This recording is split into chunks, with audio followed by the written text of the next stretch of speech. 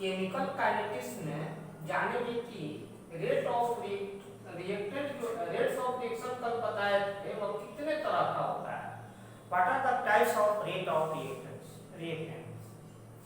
यहाँ पर rates of reaction जो है दो तरह का होता है। एक जो है एवरेज रेट ऑफ रिएक्शन कहलाता है, दूसरा जो है इंस्टेंटेनियस रेट ऑफ रिएक्शन कहलाता है, जो बाद में भी बताएंगे। तो हम लोग लिख देंगे कि there are two types of rates of reaction. पहला हो गया एवरेज रेट ऑफ रिएक्शन और दूसरा हो गया इंस्टेंटेनियस रेट ऑफ रिएक्शन।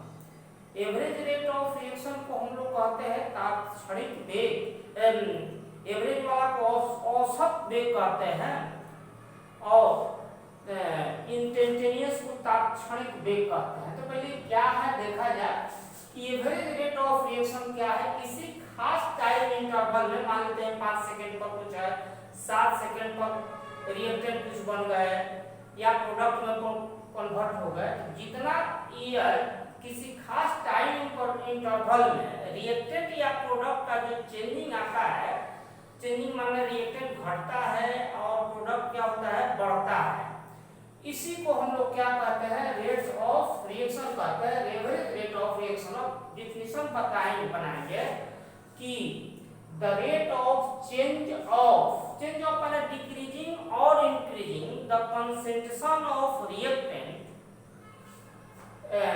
और products in a given time interval और chosen time interval is called average rate of reaction. फिर एक बार से सुन लेंगे, किसी दिया गया समय अंतराल में या चुना गया समय इंटरवल में किसी प्रतिकारक या प्रतिफल का जो चेंजिंग आता है, यानी बढ़ना या घटना होता है, उसी का नाम क्या है, एवरेज रेट ऑफ रिएक्शन है।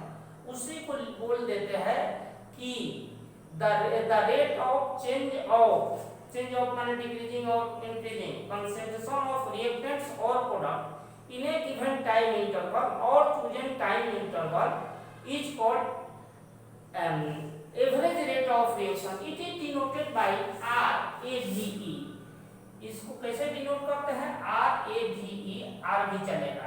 मान लेते हैं कि कोई रिएक्शन है, लेट A to B, एक मान लिए रिएक्शन मान लिए, तो मान लिए कि किसी टाइम इंटरवल पर माने T1 पर द कंसंट्रेशन ऑफ एक जो है A1 मान लिए, मान लेते 3 मोल मान लिए, और फिर जो है टाइम इंटरवल T2 5 मिनट बाद जो है मान लिए कि 1 मोल हो गया, तो इसका और इसका फिर टाइम का इंटरवल कर देंगे, भाग दे देंगे, इसी को हम लोग कहते हैं एवरेज रेट ऑफ रिएक्शन, यानी R average equal to A2 minus A1। खत्म बाद वाला में से घटाते हैं माइनस बट बाई कितना, T2 माइनस T1। आपको बताए थे कि यह रिएक्टेंट का केस हो तो माइनस लिख देते हैं, इसलिए यहाँ माइनस लिख दिया है। A2 माइनस A1 को हम डेल A और T2 माइनस T1 के डेल T कह सकते हैं, या इस तरह से कैलकुलस जैसा dA बाई dt लिख सकते हैं। ये dA बाई dt हो गया। ग्राफ में दिखाना हो तो ग्राफ में इसे बना देंगे हम, या इसे बना दिए हम।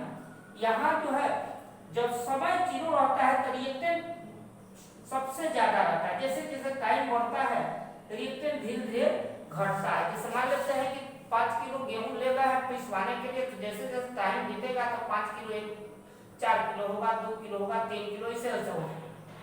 ईमान नीचे नहीं सटाएंगे, क्योंकि ईमान पर चलते हैं कि 100% जो है रिएक्टेंट कन्वर्ट नहीं होता है। यहाँ आर लिख दिया, दो टाइम लिए है, T1 पर का यहाँ कंसंट्रेशन हो गया A1 और T2 पर का हो गया A2, यही T1 T2 ग्राफ में दिखा दिया। इसी तरह से अगर प्रोडक्ट का केस लेना हो तो प्रोडक्ट में भी मान लिए कि T1 टाइम पर कंसंट्रेशन B का मान लिए B1, इस तरह बड़ा पोस्ट बनाने का मतलब मोलर कंसंट्रेशन होता है, मोलरिटी होता है।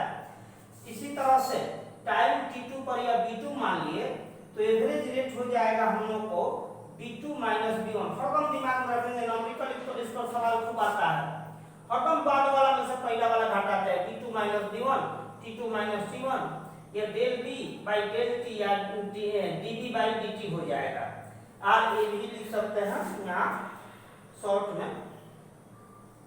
यहाँ पर आर ए भी ई इक्वल टू ग्राफ में देखेंगे, यह जो बनाए हैं इससे बना दिए हैं, ये प्रोडक्ट है, प्रोडक्ट जीरो से बढ़ता है, धीरे धीरे बढ़ता है इस तरह से, और लगभग ये पैरेलल होने लगता है बाद में, यानी शून्य से बढ़ता है धीरे धीरे धीरे प्रोडक्ट ऐसे बढ़ता है। इसमें भी जो टाइम ले लिए हैं T1 के कॉरेस्पॉन्डिंग यहाँ B1 हो गया, T2 का कॉरेस्पॉन्डिंग यहाँ B2 हो गया, T1 B1 और T2 B2 यही हम इसमें दिखा दिए हैं। यह हमारा एवरेज रेट ऑफ रिएक्शन हो गया।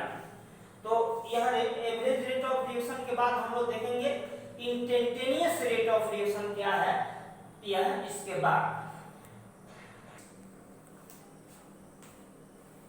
अब देखेंगे हम लोग इंस्टेंटेनियस रेट ऑफ रिएक्शन क्या है।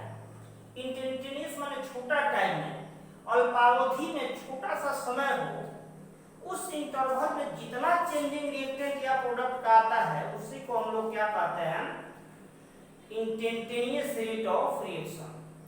अब इसको हम लोग हल्का सा एग्जामिनेशन में लिखने के लिए बढ़िया भाषा बना लेंगे कि द रेट ऑफ चेंज माने डिक्रीजिंग और इंक्रीजिंग द रिएक्टेंट्स और प्रोडक्ट्स इन एन इंस्टेंट माने क्षण, ब्रैकेट में कर सकते हैं वेरी स्मॉल टाइम इंटरवल, जिसको शॉर्ट अल्पावधि कह सकते हैं, छोटा सा समय, is called instantaneous rate of reaction. फिर एक बार सुन लेंगे, the rate of change of concentration of reactants और product in an instant in bracket in very small time is called instantaneous rate of reaction. It is denoted by R in instant, short में लिखते हैं R इस तरह से, R instantaneous ऐसे लिखते हैं।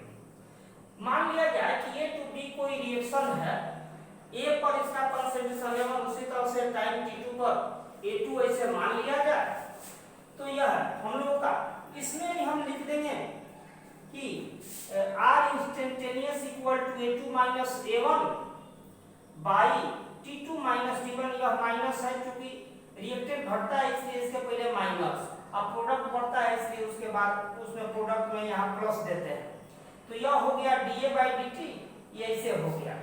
इसमें जो है यह हम यहाँ पर दिए हैं dt टेंड्स टू 0, माने यह 0 टेंड्स टू 0 का मतलब ये छोटा टाइम इंटरवल होना चाहिए, यह टाइम इंटरवल क्या होना चाहिए, dt टेंड्स टू 0। यहाँ भी भाई समझेंगे, यह टाइम जो है हरदम छोटा होना चाहिए, तब इस तरह से 0 इस तरह छोटा टाइम होना चाहिए। इसी तरह से B के केस में मान लेते हैं कि B का कंसंट्रेशन टाइम T1 पर B1 है, T2 पर B2 है, इसलिए इसका डिफरेंस और डिफरेंसेज आ जाएगा B2 minus B1, T2 minus T1, तो R इंस्टेंटेनियस हो जाएगा इतना बाई इतना, जबकि dt tends to 0, dt tends to 0 मतलब छोटा होना चाहिए, स्मॉल dt है कैलकुलस की भाषा में, या इसके बराबर dB हो गया। इस तरह से यहाँ प्लस लगा देंगे, यहाँ भी प्लस लगा देंगे, इस तरह से यह हम लोग का हो गया इंस्टेंटेनियस। ग्राफ में दिखाना हो तो एक ही ग्राफ में आपकी बार दिखा दे रहा है, दो बार दिखाने की ग्राफ। यह हम जानते हैं कि समय के जो है इस तरह बढ़ता है, यह कंसंट्रेशन ये है, तो जैसे जैसे टाइम बढ़ता है रिएक्टेंट धीरे धीरे इस तरह से क्या होता है, घटता है, रिएक्टेंट R माने रिएक्टेंट, अब प्रोडक्ट ऐसा बढ़ता है।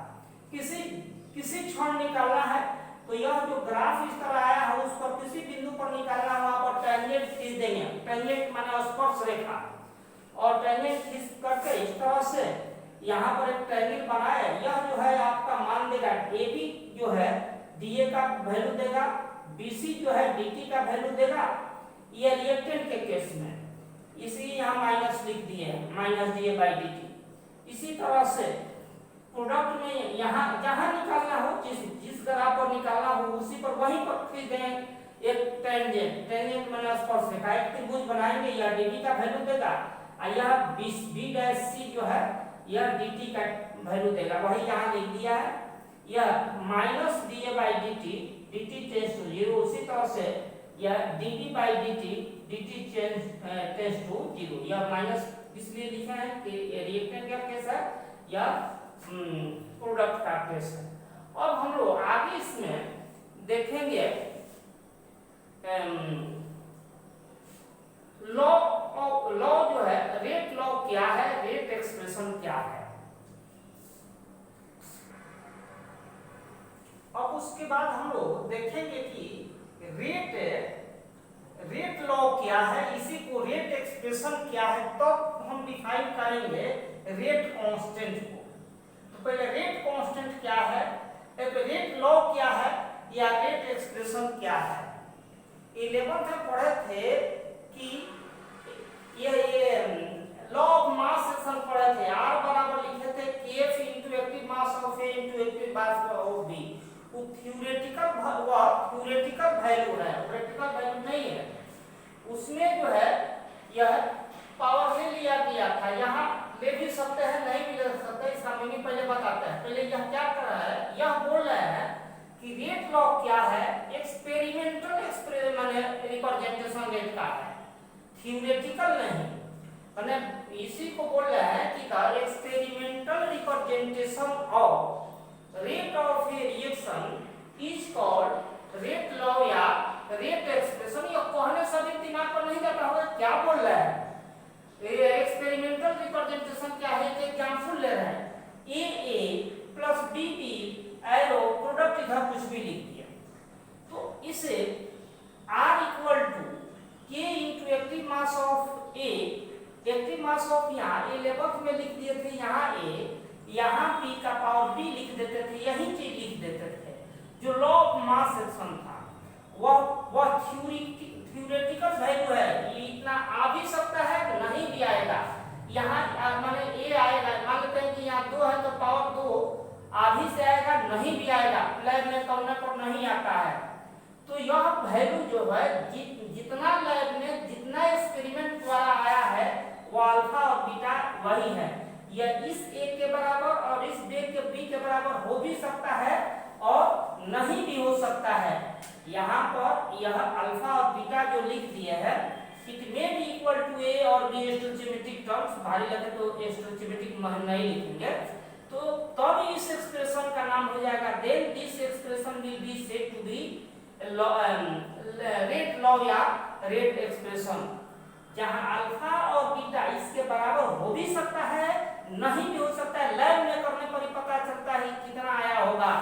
जैसे हम एक एग्जांपल दे रहे हैं, यह एक बार देखेंगे H2 + I2 2HI, इसका 11th वाला फार्मूला अगर भेजा दे तो K into active mass of H2 into active mass of I2, यहाँ पावर 1 छिपा हुआ है तो यहाँ 1 आ भी गया है, यहाँ भी आ गया, यानी यहाँ अल्फा और बीटा जो है इसके बराबर आ गया। जो प्रैक्टिकल लॉ का वैल्यू और थ्योरेटिकल वैल्यू दोनों आ रहा है एक ही जैसा, यहाँ नियम तो 1 है इसमें आ गया, यानी एक्सपेरिमेंट और प्रैक्टिकल दोनों का वैल्यू एक आया। लेकिन H2 + Cl2 2HCl अगर ले लेते हैं, इसका निकाला जाता है में थ्योरी कहता है कि यहाँ पावर 1 होना चाहिए, यहाँ H2 का पावर 1 और यहाँ Cl2 का पावर भी कितना होना चाहिए, 1 होना चाहिए, लेकिन होता है 0। लैब में करेंगे तो होता है 0, यानी इसके कंसंट्रेशन पर निर्भर नहीं करता है, पावर 0 हो जाएगा तो 1 के,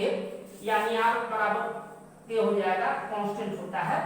यानी इसीलिए ऊपर यहाँ लिखे थे कि यहाँ A अल्फा और बीटा का मान A या B के बराबर हो भी सकता है नहीं भी हो सकता है, यानी जिस एक्सप्रेशन से जिस व्यंजक से जिस सूत्र से यह एक्सप्रेशन अगर रेट ऑफ रिएक्शन सही व्यक्त किया जा सके उसी का नाम क्या है, रेट लॉ है या रेट एक्सप्रेशन है। वही लिखे हुए हैं कि the experimental representation of rate of reaction of a chemical reaction is called rate law या रेट एक्सप्रेशन, इसे दे दिए हैं और लिख देंगे कि अल्फा बीटा जो है ये बी के बराबर हो भी सकता है नहीं भी हो सकता है। कोई कहेगा दिखाइए कैसे होगा, तो होगा वाला यह एग्जांपल होगा, नहीं होने वाला यह एग्जांपल होगा। इसके क्वेश्चन जो है बोले हैं कि रेट कांस्टेंट का डेफिनेशन क्या है बताते हैं।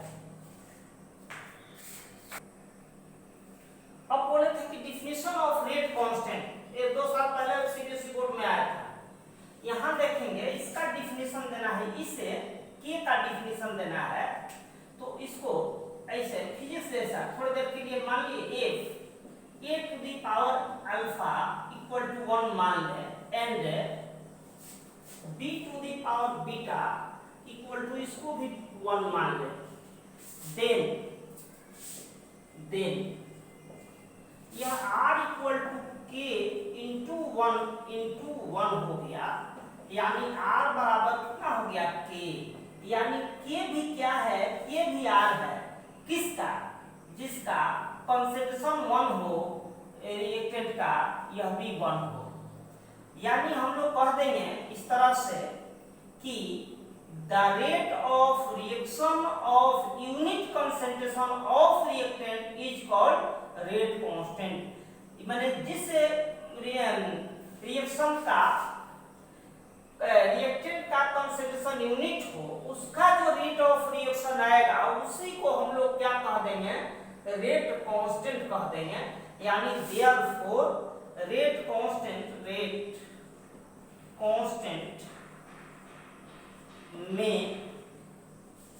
Defined as follows. फिर देखेंगे के क्या है, आर है, रेट ऑफ रिएक्शन है, the rate of reaction of unit concentration of the reactant is called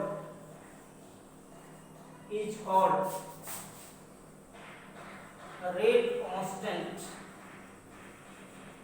आज इतना ही समाप्त हो जाएगा। कल जो है इस order of reaction, molecularity of reaction और यह है रेट लॉ और लॉ ऑफ मास सेक्शन में अंतर देखेंगे। कल यह 30 पॉइंट